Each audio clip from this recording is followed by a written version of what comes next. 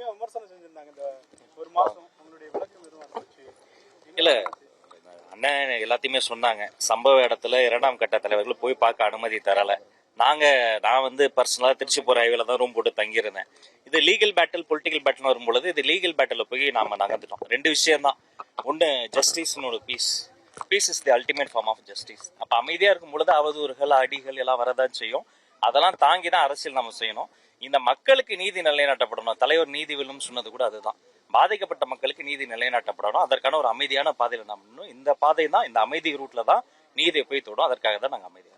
கட்சியினுடைய தலைவர் தவிர்த்து பொதுச் செயலாளர் உள்ளிட்ட அவர்கள் வந்து தலைமறைவா இருந்தாங்க அப்படின்ற ஒரு பெரிய திரும்ப சொல்றேன். இதுல பெரும்பாலான பத்திரிகையாளர் என்கிட்ட பேசிட்டு இருந்தீங்க.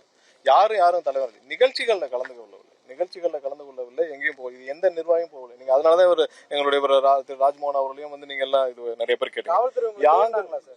இல்ல எங்கேயுமே யாரும் தலைமறைவாக இல்லை. நிகழ்ச்சிகள்ல கலந்து கொள்ளவில்லை. அது மட்டும் தான். என்னன்னா நாங்கள் அடுத்த கட்ட நகர்வுகளுக்கு ஒன்னே அந்த 41 பேரை பார்க்க வேண்டும் என்பது எங்களுடைய எல்லா நிர்வாகிகளுடைய ஒரு இதா இருந்துச்சு. அதை நோக்கி தான் நாங்களுடைய திட்டமிடலா இருந்துச்சு. மற்றபடி எதுவுமே இல்லை. அது நீங்க அந்த ஒரு வாரத்துல பார்த்திருப்பீங்க. இவங்க எல்லா முயற்சிகளையும் செய்து எங்களை முடக்க வேண்டும், கட்சியை முடக்க வேண்டும் எல்லாம் பண்ணாங்க. அது எல்லாமே வந்து 2 வாரத்துல எல்லாமே உச்சநீதிமன்றம் மூலமாக தவிடுபடியா இருக்குது.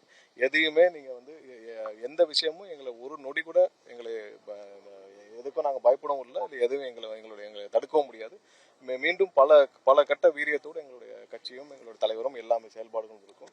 இதுல எந்தவித தயக்கமும் இல்லை. எல்லாமே இல்ல இது எல்லாமே வந்து இந்த ஒரு மாசத்துல நீங்க எல்லாம் விவாதித்த பல விஷயங்கள் இதுவும் ஒண்ணு. எல்லா எலெக்ஷனும் முடிஞ்சு, அதாவது கட்சியுடைய எலெக்ஷன் எல்லாம் முடிஞ்சு ஒவ்வொரு நிர்வாகிகளும் அனௌன்ஸ் தேர்ந்தெடுக்கப்பட்டு அதன் மூலமா தான் மாவட்ட செயலாளர்கள் தேர்ந்தெடுக்கப்பட்டாங்க. அப்புறம் என்ன நிர்வாகிகள் நியமிக்கப்படல.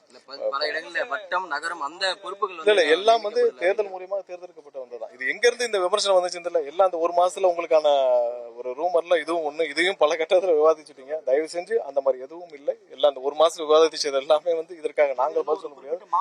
மாவட்ட செயலாளர் இல்ல அது ஒரு சில மாவட்டங்கள் மட்டும் தான் மாவட்டம் பிரிக்கிற இது இருக்கு. வந்து 6 மாத காலங்கள் தான் இல்ல. அது இல்ல சமயத்தில் வந்து இதை நான் முன்னாடியே சொல்லியிருக்கோம். எல்லாமே பொறுப்பாளர்களை வச்சு அதுக்கான நியமனங்கள் எல்லா வேலைகளும் தேர்தல் வேலைகளும் அந்தந்த மாவட்டங்கள்ல பொறுப்பாளர் மூலமா நடந்துட்டு தான் இருக்கு. எந்த மாவட்டத்துல எந்த வேலையும் நடக்காம இல்லை. எல்லாமே பொறுப்பாளர் மூலம் நடந்துட்டு தான் இருக்கு. என்ன மாவட்டம் பிரிக்கிறதுனால ஒரு சில மாவட்டங்கள் இருக்கு. இது எல்லா இடத்துலயும் இருக்கிறதா ஒரு சில மாவட்டங்களுக்கு அதுவும் விரைவில் எங்களுடைய பொதுச்செயலாளர்கள் அறிவிப்பார்.